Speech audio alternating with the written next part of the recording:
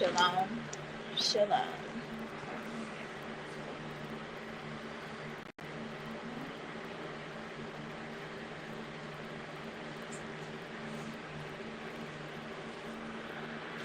All right. So, welcome back to another Sister for Sister Storytime session. Uh, so, this episode will be in regards to the image of God. So, the Masons and Eastern Stars have made up in their mind that they will create their own image of God they think, what they think God is supposed to be. So they perpetuate the curses. So today we're going to talk about incest and what incest does to said image. Now we know that the story of Lot was about him having children with his daughters. I say, just how much alcohol does one intake or ingest to become that inebriated to not know that you've slept with someone twice? So the first daughter did it, then the second daughter did it, okay? So we first are going to talk about the image of God, and then we're going to go into um, the folklore and mythology of incest. And then we're going to go into the details of characteristics of incestuous bloodlines. So, stay tuned.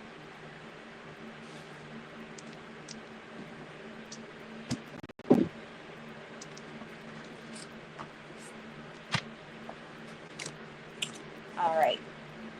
So, we have the image of God. This is the the Zondervan Compact Bible Dictionary. It says 2 fundamental truths about man taught in Scripture are that he is created by God and that God made him in his own image. The passages in which it expressly stated that man is made in God's image are Genesis 1:26, 27, 5, verse 1, and 3, chapter 9, verse 6, 1 Corinthians 11, verse 7, Ephesians 4 and 24, Colossians 3, verse 10, and James 3, verse 9. The scriptures do not specifically describe the nature of the image, 316 on the timer. Consequently, the theologians differ in their views regarding it. Among the principal views are the following. God has a bodily form, and this serves as the pattern for the body of man. It consists in simple lordship over the animals. It refers to man's moral nature. It is his personality. Since it is unlikely that it consists in bodily form, so they say, for God is a spirit, it can only refer to spiritual qualities in man's mental and moral attributes as a rational, self-conscious, self-determining creature capable of obedience to moral law and intended by God for fellowship with himself. All this, of course, makes possible dominion over the animal world. The image of God is restored in the redemption of Christ. Okay. All right.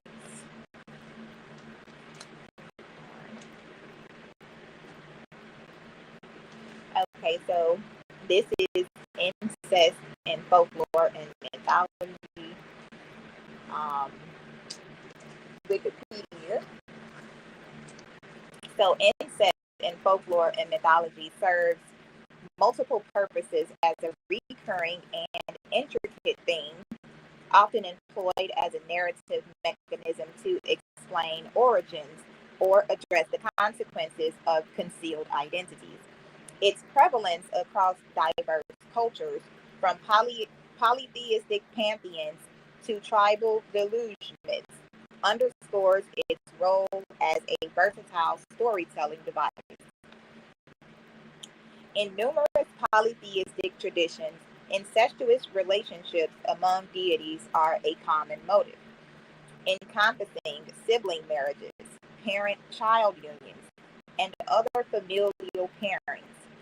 These relationships frequently serve not only as sensational narrative elements, but to illustrate the closed genealogical systems inherent in pantheons and to account for the production of subsequent generations. In Greek, Gaia and her own son Uranus produced 12 offspring called Titans, 6 males, Oceanus, Coeus, Creus, Hyperion, Ipetus, and Cronus.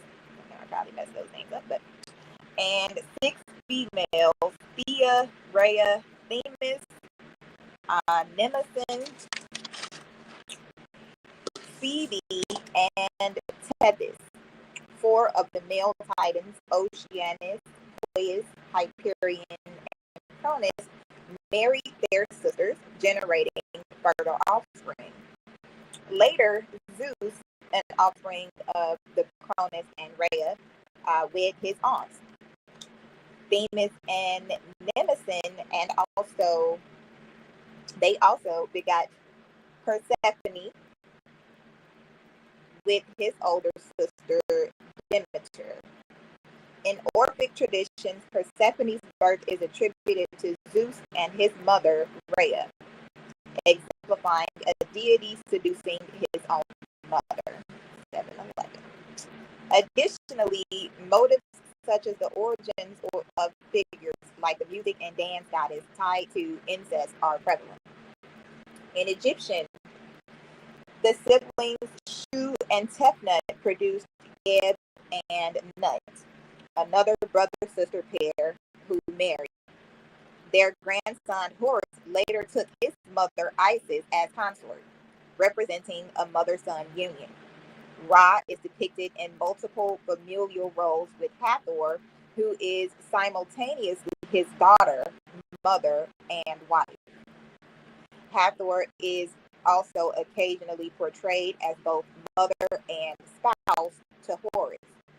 These examples highlight how incestuous unions among deities function as both narrative elements and mythic explanations for polytheistic lineages.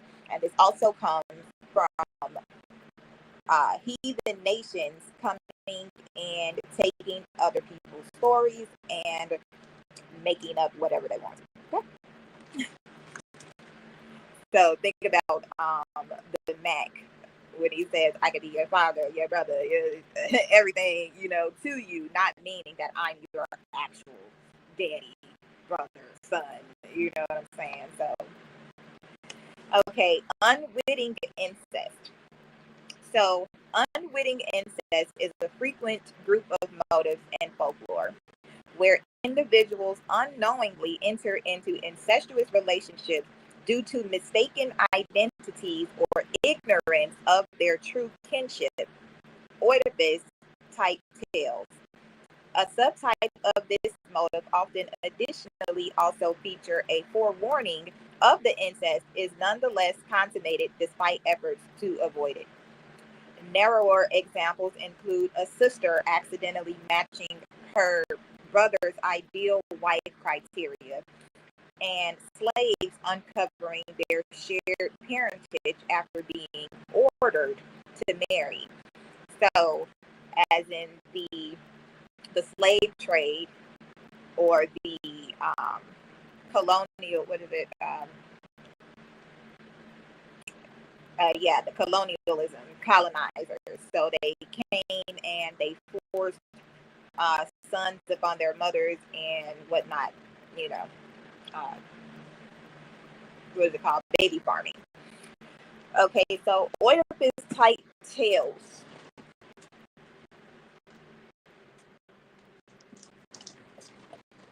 Oedipus type tales are narratives that mirror the central plot of Sophocles' Oedipus Rex, a forewarning that a mother will unknowingly marry her own son, prompting her to abandon or expose the infant to avert the fate. If she is of noble birth, the deserted child survives, and after exhibiting exceptional prowess, typically by accomplishing a daunting task among a host of suitors, wins his mother's hand in marriage as a reward. Unaware of their kinship, the pair consummate the union. The incest is discovered either on the wedding night through recognition of a childhood token or distinctive bodily mark, or later after they have borne children together. How does a mother not recognize her own son? Cut it. This narrative framework appears in diverse cultures worldwide.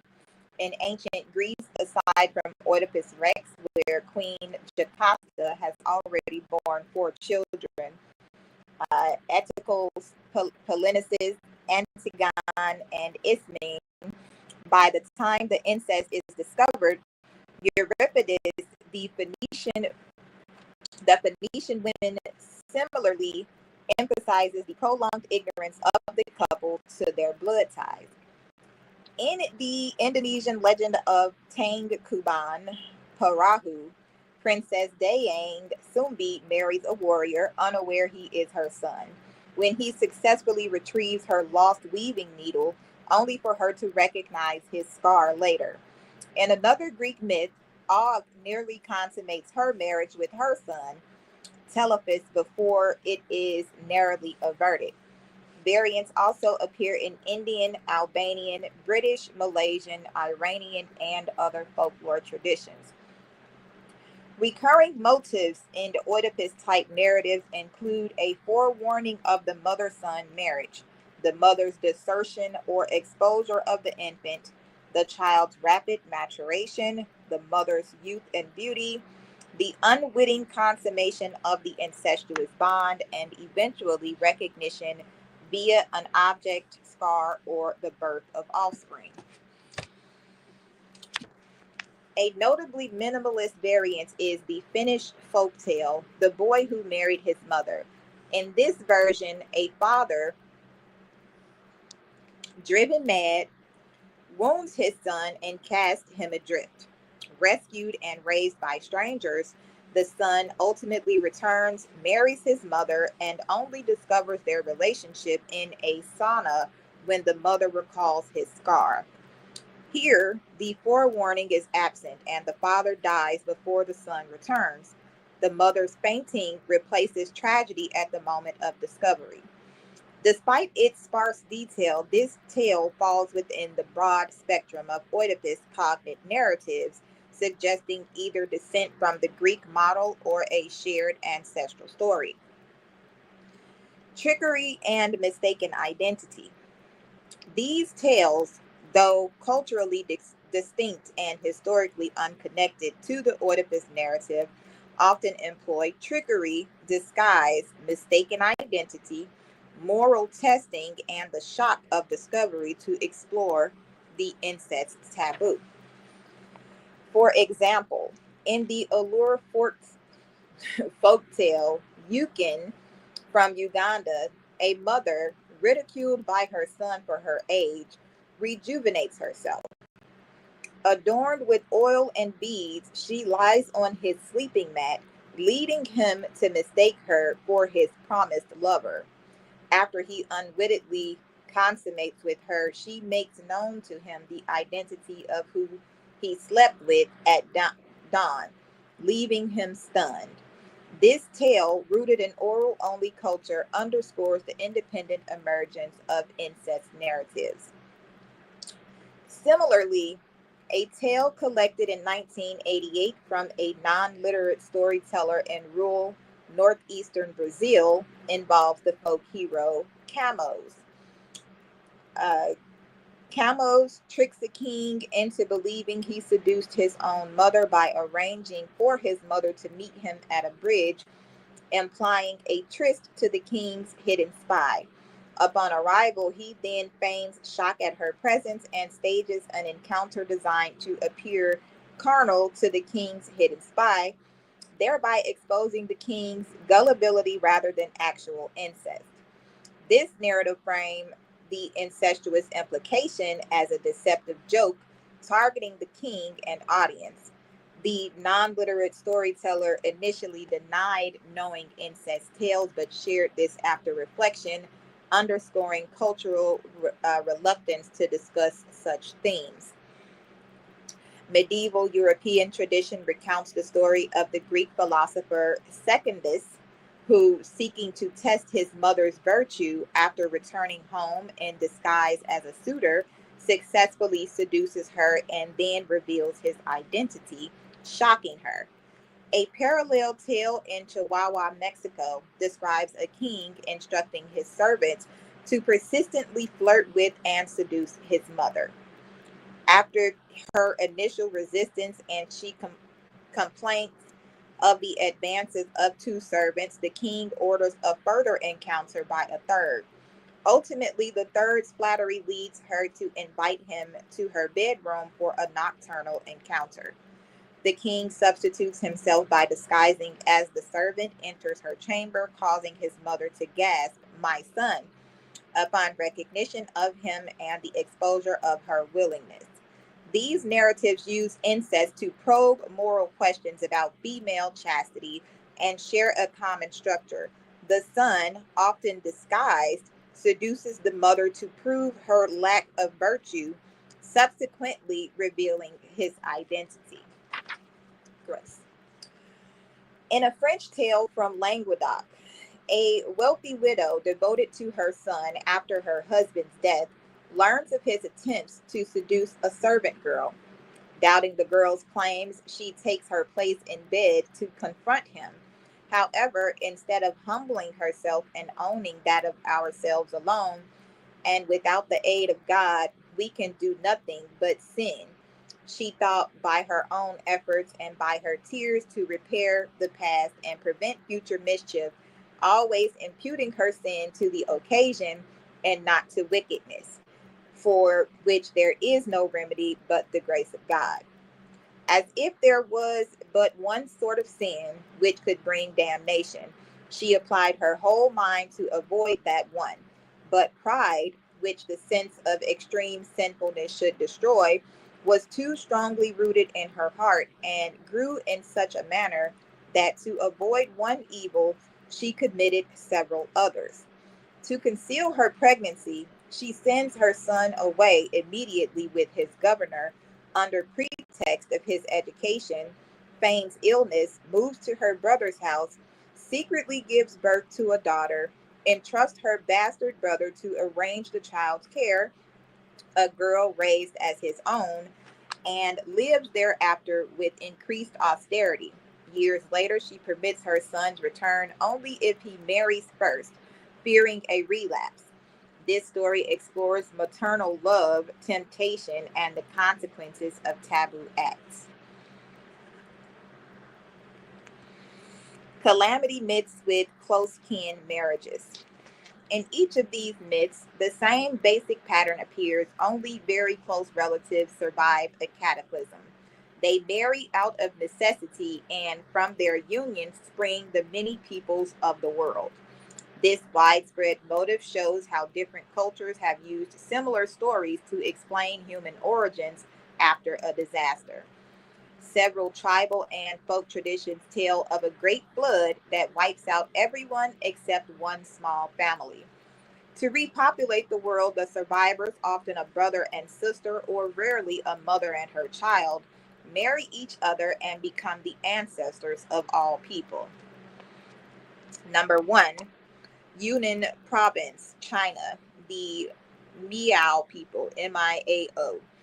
After a massive flood, only a mother and her young son survive. The mother accidentally eats a special nut that turns her into a beautiful young woman. As the boy grows up, they marry and become the parents of the next generation.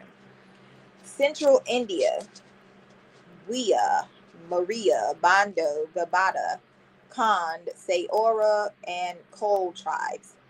Most groups tell of a brother and sister surviving a flood, marrying, and starting the human race. The Gabata also have a tale where a mother and son survive, wed, and repopulate the earth. Russian Far East, Udege, Udege, a brother and sister are the only ones saved from a world drowning flood. They marry each other and become the forebears of everyone on earth. Number four, Taiwan, 28 variants. On various islands, stories repeat the theme. One brother and one sister survive and marry. From each pair, the entire human population descends. Number five, the Mindanao, whatever, Philippines, Mandaya people. A flood spares only one pregnant woman. She gives birth to a son named Yucatan or Watakan. When he grows up, he marries his mother, and all people are said to come from them. The northern Philippines, Ifugao, Isnig, and Igorot. These highland tribes also tell of a brother and sister who survive a flood and marry to repopulate the world. Number seven, Southern Vietnam, Sadang, Montgomery folklore. A woman named Zenji alone survives by taking refuge atop Ngok Linked Mountain. She gives birth to a son. As he reaches adulthood, he asks to wed her. They have four sons and four daughters. Each brother and sister pair marries. Their eldest pair move to the plains, Moab, and become the ancestors of the Doan or Viet people. The second pair found the Lao people, Lao. The third pair go inland and become the Cham or Cam people. The last pair stay in the highlands and become the Chamoy. Jokes and humor. The Ozarks joke about Jack and his family is an example of a folklore tale that explores incestuous relationships within a nuclear family, distinguished by the participants' unabashed enjoyment and the absence of guilt or consequences.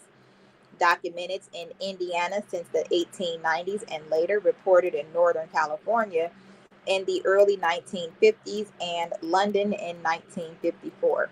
The joke has circulated widely across regions and time periods. Folklorist Vance Randolph notes its numerous variations with dialogue reassigned among different family members, creating a series of closely related narratives. Gershon Legman, a folklore scholar, described it as one of the dirtiest stories known to tellers, an assessment tied to the family's gleeful engagement in incest without moral or emotional conflict, confining the tale's scope to positive eroticism. In the standard version, Jack and his older sister Jenny are alone at home on a hot day. Jack, seeking relief from the heat, strips naked and lies on the floor, while Jenny, minimally clothed, joins him. Their interaction progresses from casual conversation to physical intimacy, with Jenny playfully noting Jack's physical resemblance to a jackass, suggesting the origin of his name, before proposing intercourse.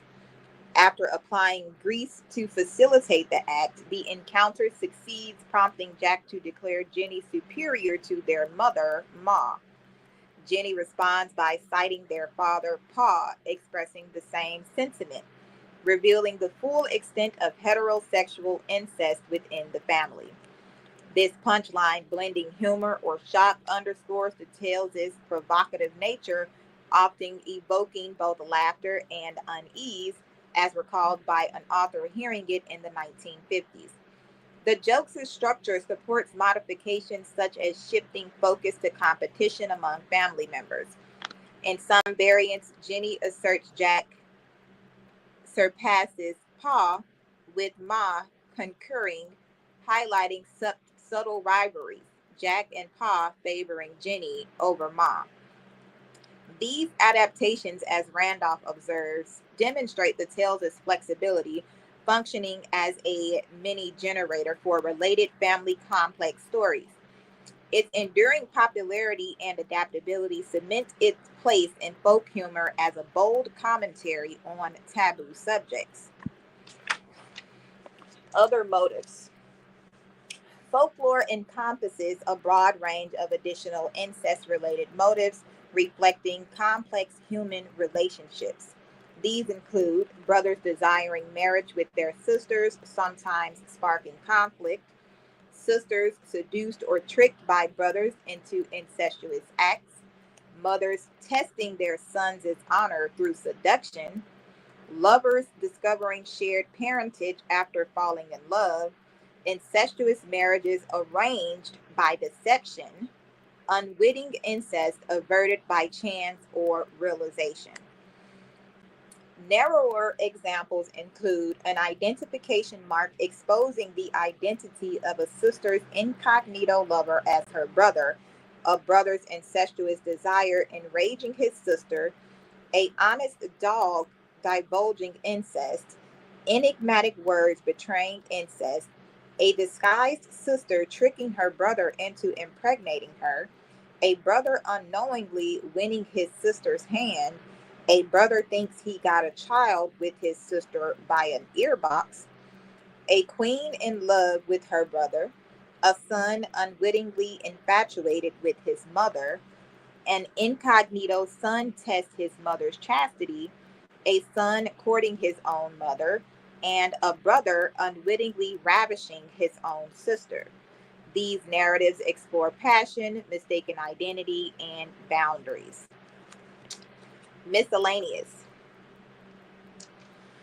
Across geographically and culturally isolated, non literate societies, incest recurs as a distinct folkloric theme, suggesting its independent emergence rather than diffusion from literate traditions. A tale from a hunter horticulturalist people of the Amazon exemplifies the incest theme arising independently in oral only cultures. It shows no signs of borrowing from Western sources, underscoring how incest narratives can develop in parallel across diverse human communities. This tale, recorded among the Matsiganka or Peruvian Amazon Indians, relates how a youth named Shakanari, following his father's death, cohabitates with his mother and treats her in all respects, quote unquote, and in all ways as his wife. When questioned, the storyteller affirms that this phrase denotes a fully conjugal relationship, indicating an incest motive central to the narrative. Incest in literature. Incest is an important thematic element and plot device in literature, with famous early examples such as Sophocles' classic Oedipus Rex, a tragedy in which the title character unwittingly kills his father and marries his mother. It occurs in medieval literature both explicitly as related by denizens of hell in Dante's Inferno, and winkingly as between Pandarus and Criseyde in Chaucer's Troilus. The Marquis de Sade was famously fascinated with perverse sex acts, such as incest, which recurs frequently in his works, The 120 Days of Sodom, 1785. The Philosophy in the Bedroom, 1795, and Juliet of 1797.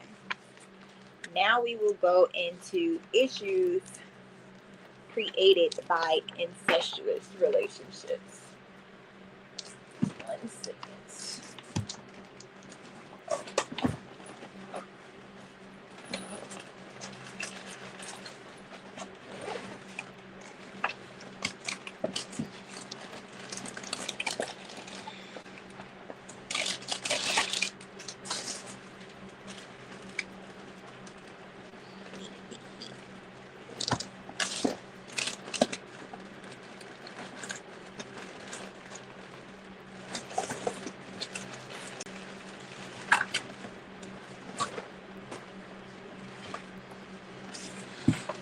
One moment.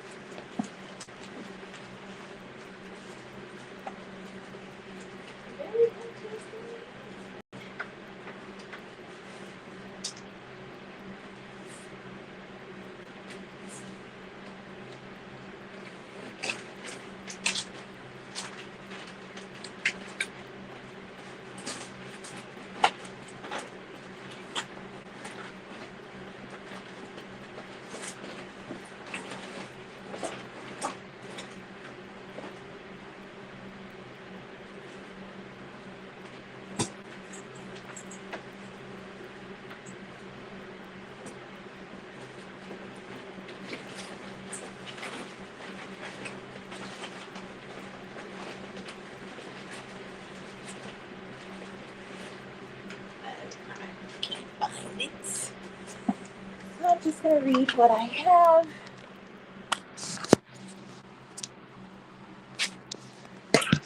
Okay, so I can't find my other phone. So we are just going to touch on the Shriners. That's where Spirit is leading me to. Okay.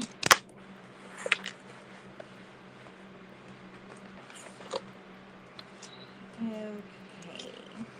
So, Shriners. International, formerly known as the Ancient Arabic Order of the Nobles of the Mystic Shrine, AAONMS. This is an American Masonic society established in 1870 and headquartered in Tampa, Florida, which would be considered one of the low levels and one of the desolate areas, marshes and swamps. Shriners International describes itself as a fraternity based on fun, fellowship, and the Masonic principles of brotherly love, relief, and truth. There are about 200 temples across North America. There were 200 fallen angels that came down on Mount Hermon. Okay. South America, Europe, and Southeast Asia. The organization founded the Shriners Hospitals for Children. Now, why would the children made in God's image need hospitals? What's the problem? The organization was previously known as Shriners North America. The name was changed in 2010 across North America, Central America, South America, Europe, and Southeast Asia. Notable American Shriners include actors Mel Blanc, John Wayne, Ernest Borgnine, and Roy Rogers, Supreme Court Chief Justice Earl Warren, General Douglas MacArthur, and Presidents General Gerald Ford and Harry Truman. History. In 1870, there were several thousand Freemasons in Manhattan, many of whom lunched at the Knickerbocker Cottage at a special table on the second floor. There, the idea of a new fraternity for Masons, stressing fun and fellowship, was discussed. Together, Walter M. Fleming and William J. Florence established a separate fellowship to fulfill those ideals. While on tour in Marseille, Florence, an actor was invited to a party given to an Arab diplomat. The entertainment was a musical comedy. At its conclusion, the guests became members of a secret society. Florence took notes and drawings at his initial viewing and on two other occasions, once in Algiers and once in Cairo. When he returned to New York in 1870, he showed his material to Fleming. Now, was that Cairo overseas or Cairo, Illinois? Fleming created the ritual, emblem, and costumes. Florence and Fleming were initiated August 13th, 1870, and they initiated 11 men on June 16th, 1871.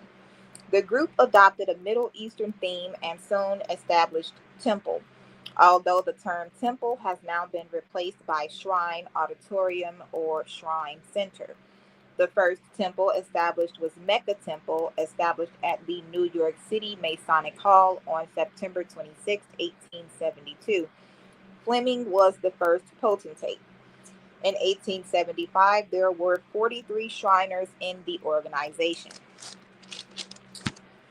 In 1875, there were 43 Shriners in the organization. To encourage membership, the Imperial Grand Council of the Ancient Order of the Nobles of the Mystic Shrine for North America was created at the June 6, 1876.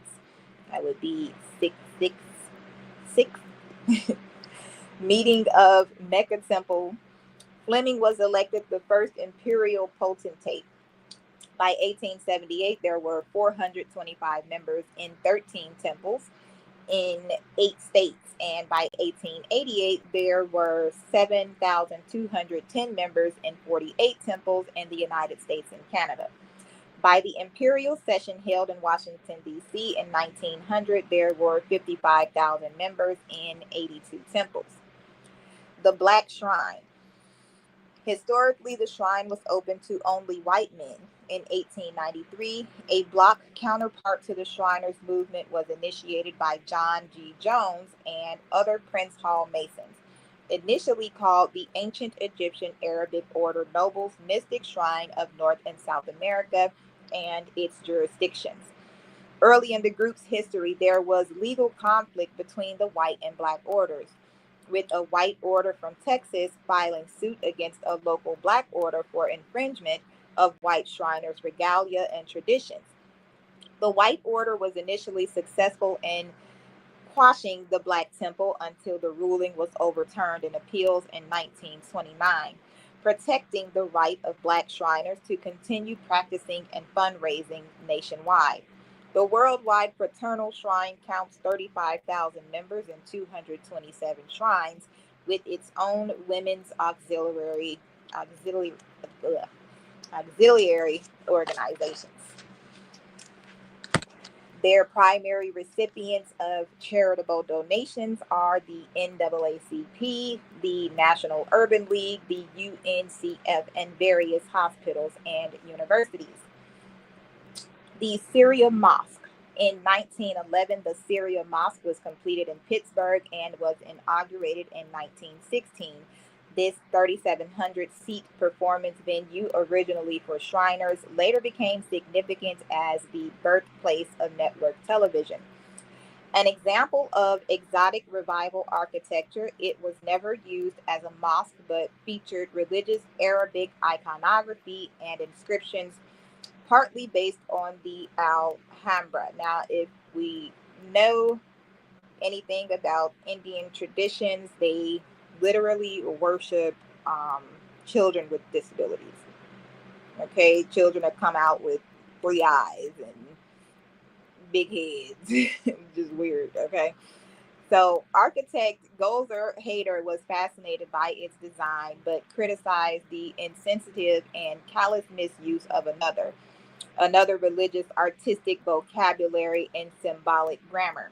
claiming it was part of the Oriental obsession of the otherwise puritanical Europeans and Americans.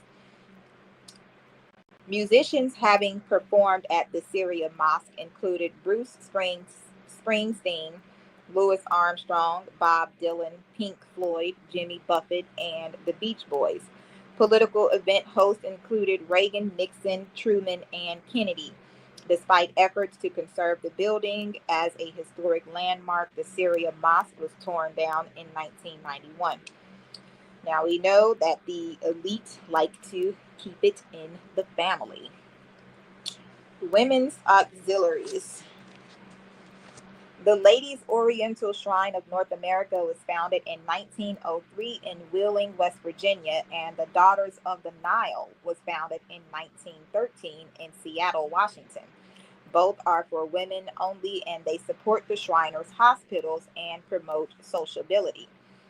Membership in either organization is open to any woman 18 years of age and older who is related to a Shriner or Master Mason by birth or marriage.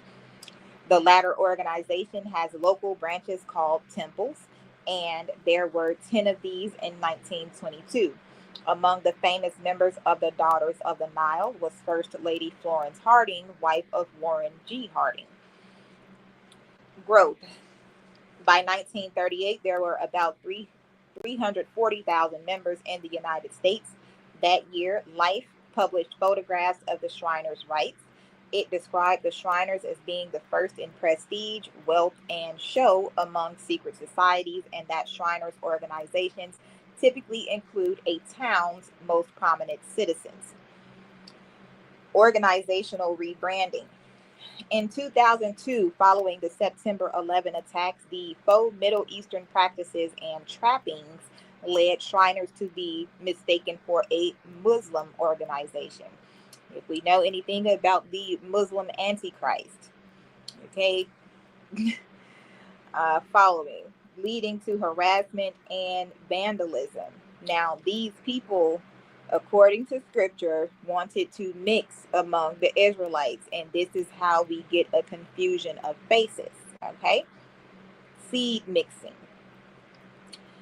This included threatening phone calls and harassment of Rhode Island Shriners, formerly known as Palestine Temple Shriners, driving a Shriners van to drive sick children to Shriners hospitals. In 2011, Shriners removed much of the Middle Eastern theming, both locally and within the broader organization. This was in continued response to the events of September 11, 2001, and subsequent military conflicts.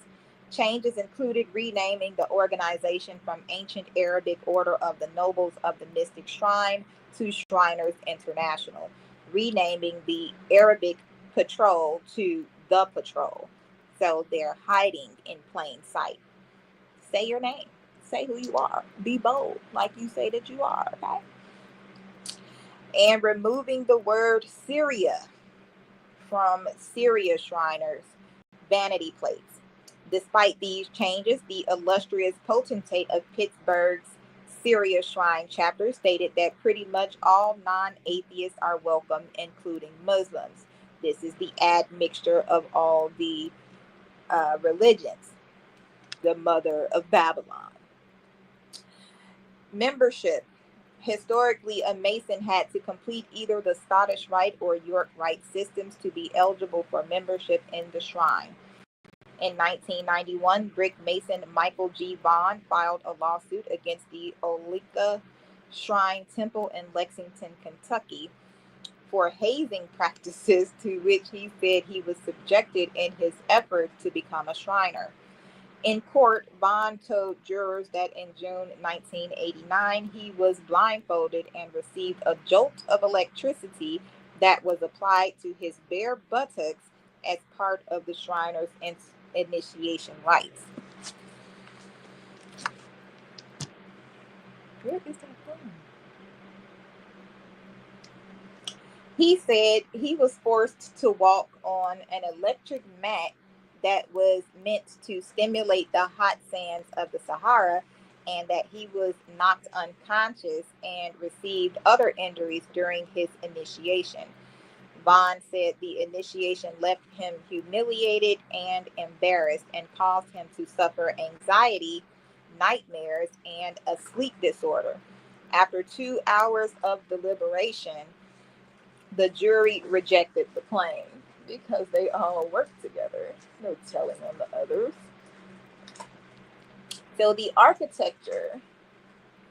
Some of the earliest shrine centers often chose a Moorish revival style for their temples. Architecturally notable Shriners' temples include the Shrine Auditorium in Los Angeles, the former Mecca Temple, now called New York City Center and used primarily as a concert hall, Newark Symphony Hall, the Landmark Theater, formerly the Mosque in Richmond, Virginia, the Tripoli Shrine Temple in Milwaukee, Wisconsin, the Polly Rosenbaum Building, formerly the El Zaraba Shrine Auditorium in Phoenix, the Helena Civic Center in Montana, formerly the Algeria Shrine Temple,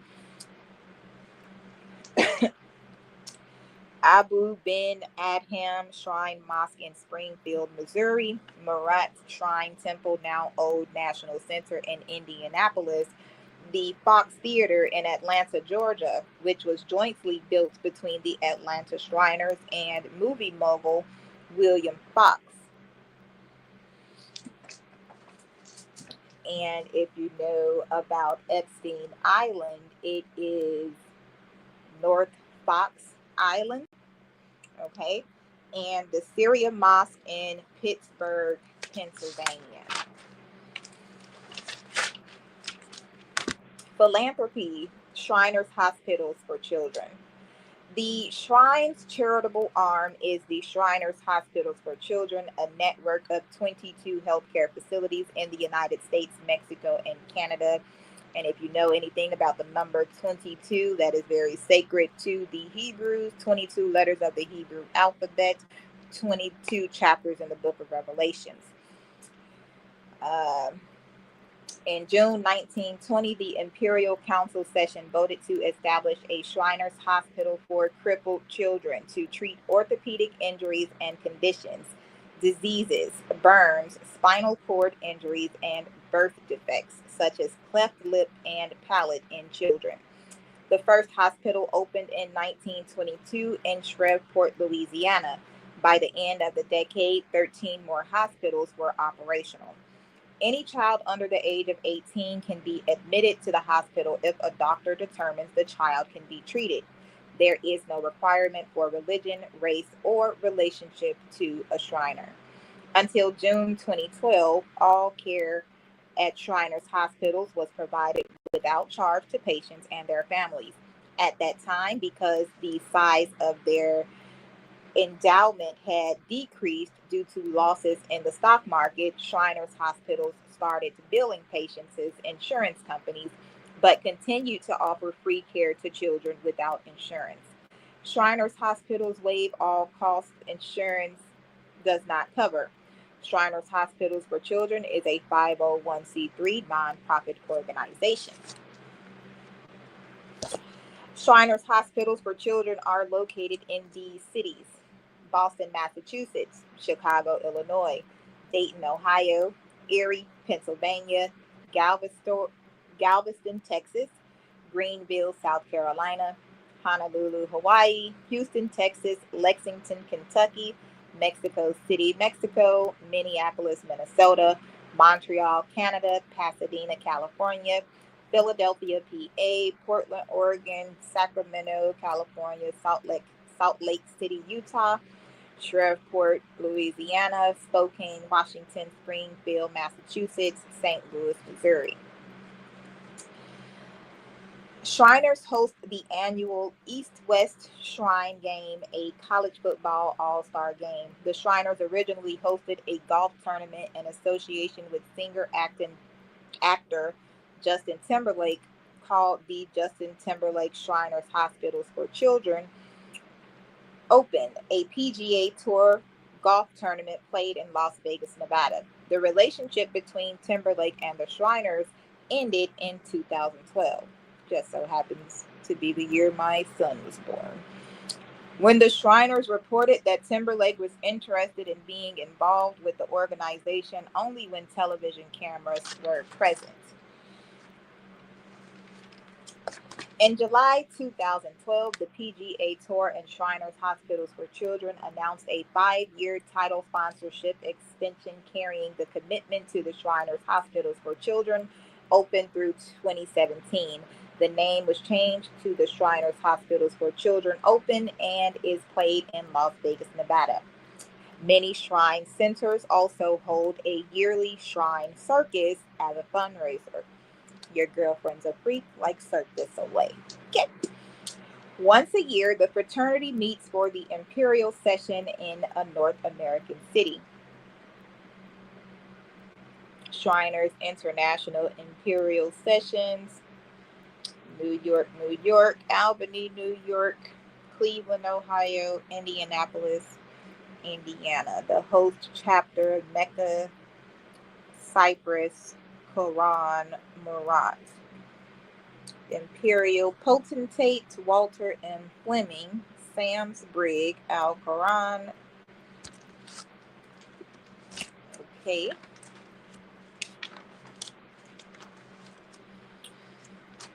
Controversies. In 2008, an investigative committee established by the joint boards of the Shriners of North America Fraternal Organization and the Shriners Hospital for Children found that Ralph Sim, chairman of the Shriners Hospital's Board of Trustees, had unilaterally tried to fire fundraising executive Edgar McGonigal. McGonigal had declined to hire a direct mail company indirectly linked to Jean Bracewell, the imperial treasurer of the fraternal organization. McGonigal said he did not hire the company because of its ties to a financial company that had performed poorly in previous dealings. The committee found that Sim and Bracewell had violated the organization's conflict of interest policy and their ethics code and recommended that Sim and Bracewell be reprimanded. The report included accusations of financial improprieties within the organization, including not reporting benefits Shriners leaders received as income and knowingly filing incorrect tax forms for the hospitals. Other Shriners came forward with additional complaints, including the mixing of charitable and non-charitable assets and the disappearance of money raised for the hospitals. Shriners International has drawn criticism from animal welfare organizations for allowing member clubs to host circuses featuring animals.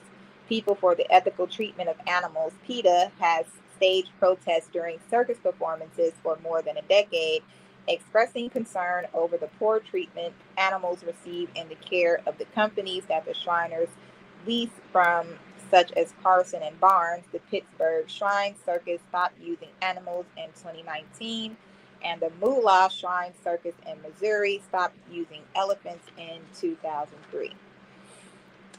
Now, why Native American children have higher rates of disability.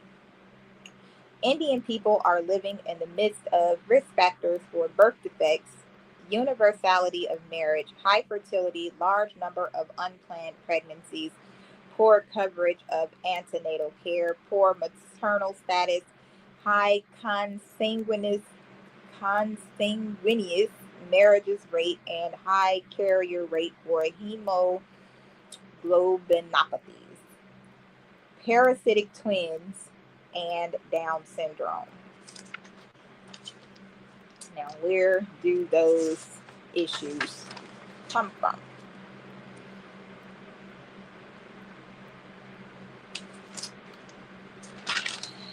Okay.